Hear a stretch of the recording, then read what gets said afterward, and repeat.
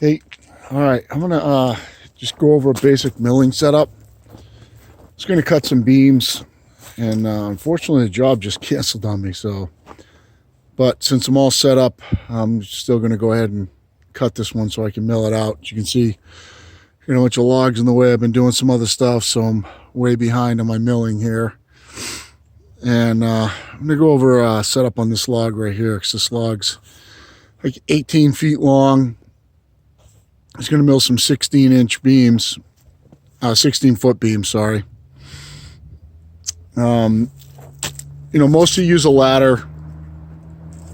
This one just had a couple of broken rungs on it, so I wouldn't use it for a ladder, and it's straight, so this one became my milling ladder. I made a couple of extensions for it once upon a time. Pretty basic, as you can see. They're just straight plywood where it's got a rabbet out on the top so it fits inside the rail.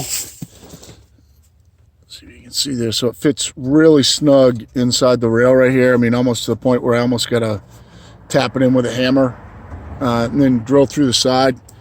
And I don't know if you can see on the top here, but I use them quite a bit on long beams, anything longer than the ladder where I need the support. You can see where the mill rides, right on top of it, and I don't know if this will show up or not, but sorry about the sun and shit.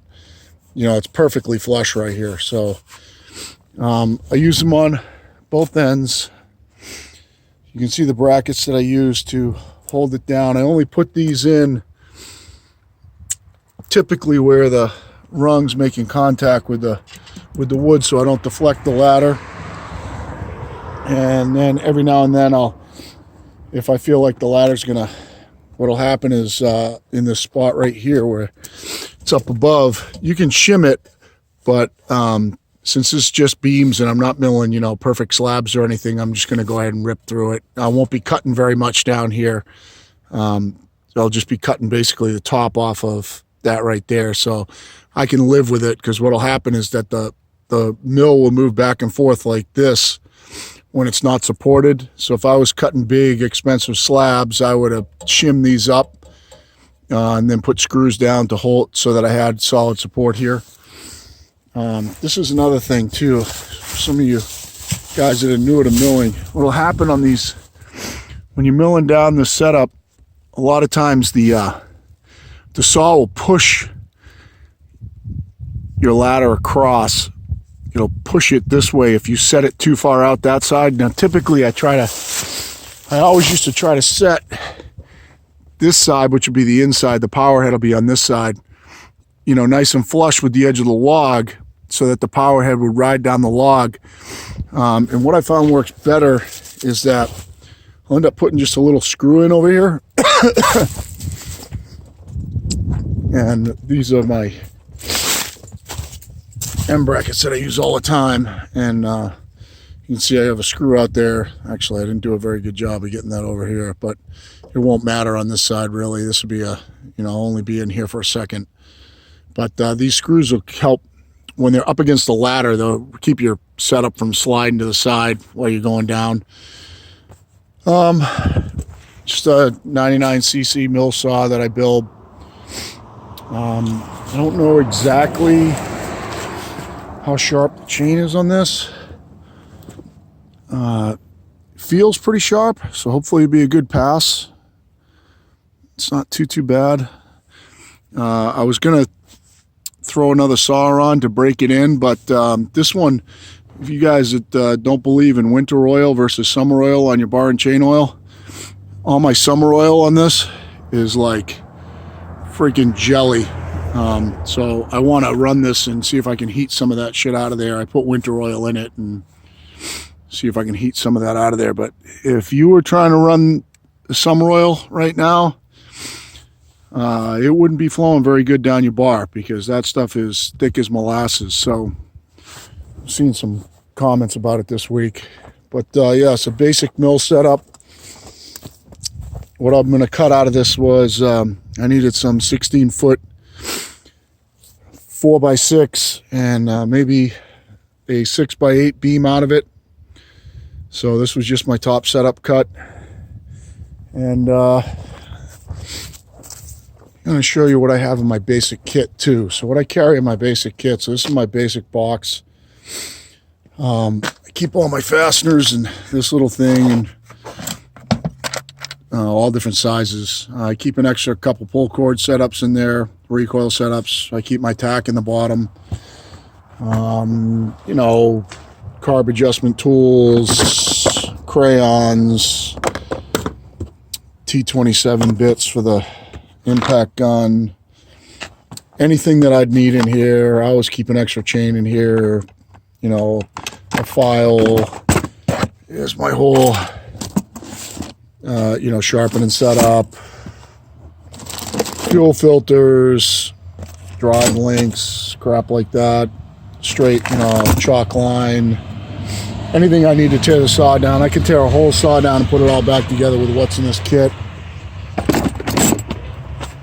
And the only other thing that I'm gonna do, sorry about the, I'm gonna have to take this thing down for a second here. Just because that chain oil is so gummy, I'm going to use a little squirt bottle.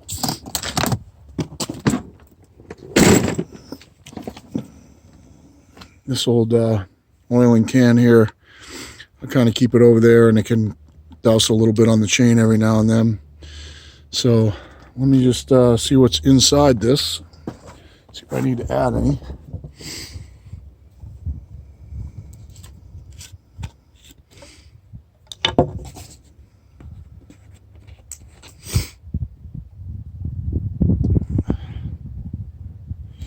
So when I'm running my bigger setup, I have an auxiliary oiler on it, but on my small setup, I don't really need it.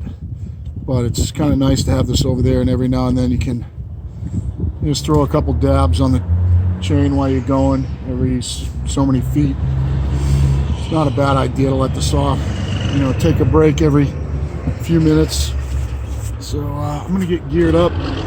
So it's not going to be a stone cold start, because I did run that saw about 30 minutes ago just to fire it up. So I will probably have to choke it, but I'll get set up. Also, just, I don't know how good the view is going to be here because I can't see it, but I use shingles as wedges. They work perfect.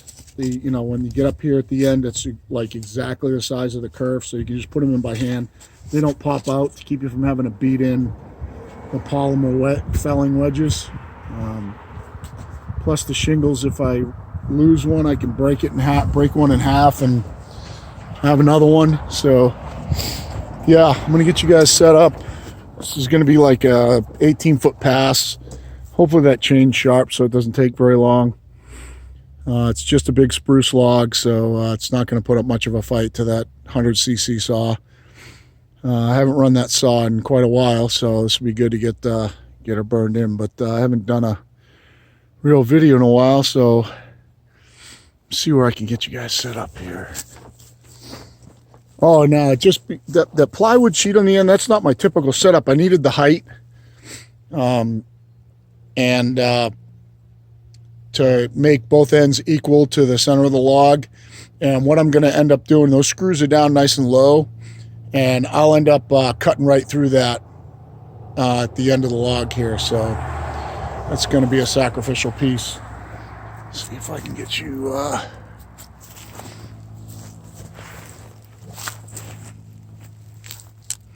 see what this looks like without my glasses on. That doesn't look too bad. I think I'll try it from here. So yeah, let's go with it. It's gonna kind of be a long video. I apologize.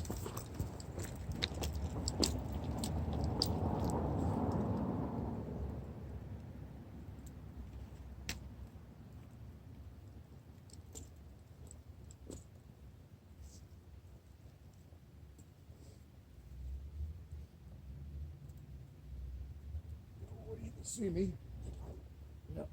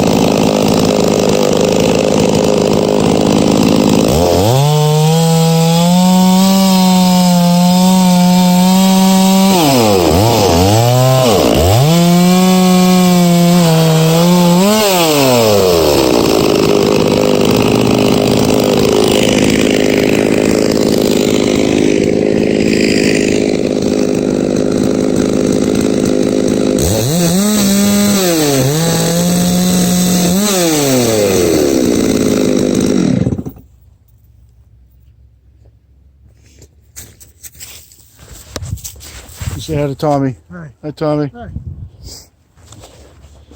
Yeah, so it went pretty quick. If I can pull it, I'm going to set you guys up and pull it apart and show you the cut. Drop the top off it really quick. Hold on.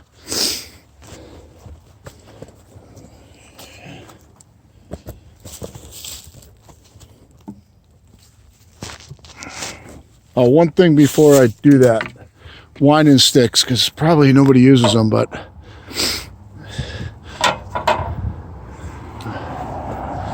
when I do my setup, I have a pair of winding sticks.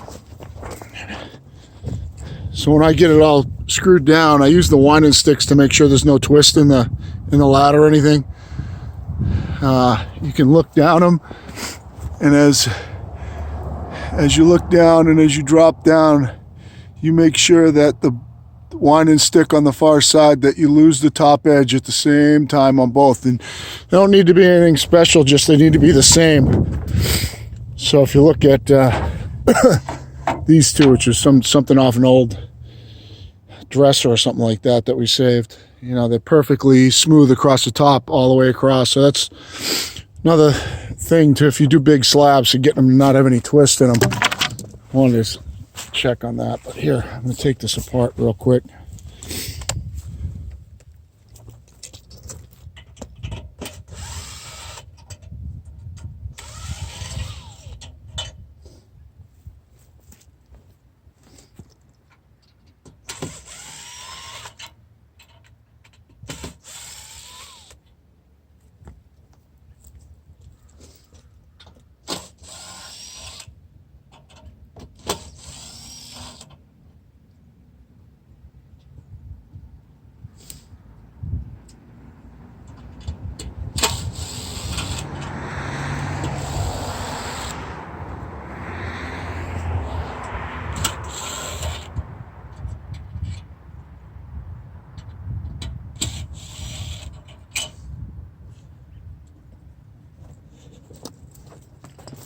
See how good a job this thing did when it cut.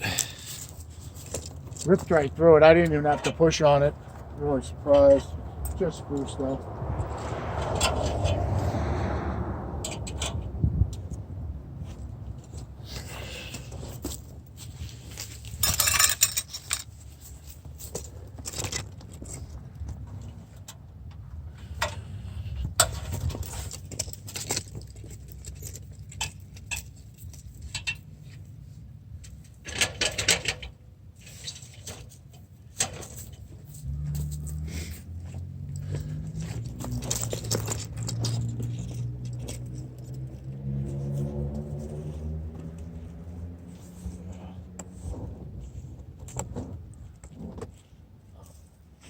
Heavy.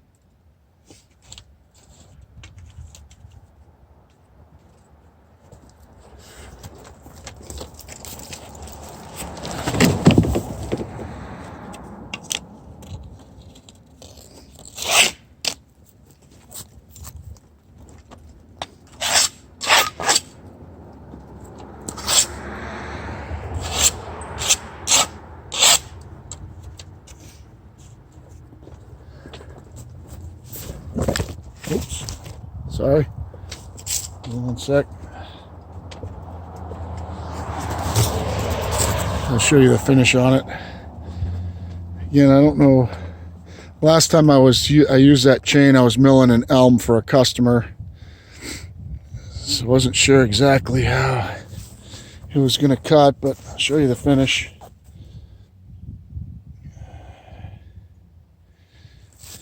You can see it kind of walked around a little bit when it went through some of the knots. There's a little spot where it walked up and down a little bit.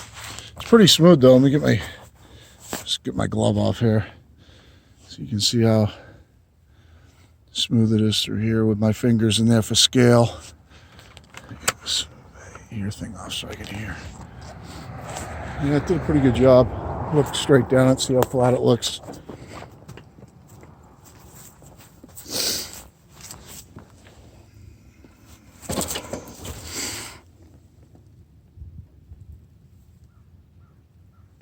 It looks like it did a pretty good job. So that's it. I'll probably cut that flitch up for firewood, and at least that one started so I can mill some pieces off it. Don't know what I'm going to do with it now with this job canceled. So that's pretty much what I wanted to cover. Glad I got the winding sticks in there because I don't think I've ever seen anybody use them, and I use them in woodworking quite a bit for hand tool work. They work great. I was surprised the first time that I ever used them at how twisted my ladder was. When I did slabs, I always find, corner high and say, man, it must have dried that way. But no, ladder was twisted a little bit, and all you do is when you screw in the bracket and you look down the winding sticks, you see which corners are high, and then you just adjust the bracket a little bit until it makes it perfectly flat, and away you go. So yeah, looks pretty good. You can see from those chips it pulled when it went through the knots. The rest of it's, I don't know if you guys know a lot about milling, but this is what your mill saw should pull when it's sharp. It pulls dust. It doesn't cut the same as a crosscut chain and rip out chips. It pulls a dust, but you want really granular dust is what you get when you're sharp. Not like fine dust. So this is what it made right here. You can see how fast I got through 18 feet. So not a super huge log, but I'll put my foot up there for scale. And that's a size 11, so it's, I don't know, probably right where my foot is, probably 18 inches across. That flitch is too heavy for me to pick up, so it's a pretty big chunk of wood. Got really thin down the end, but it did its job. This might not have been very good for beams unless I cut them really thick just because there's so many knots in it, but can't think of anything else to do with it, so I'll probably end up cutting some 2 1/4 boards out of it, something like that. But yeah, so that's it.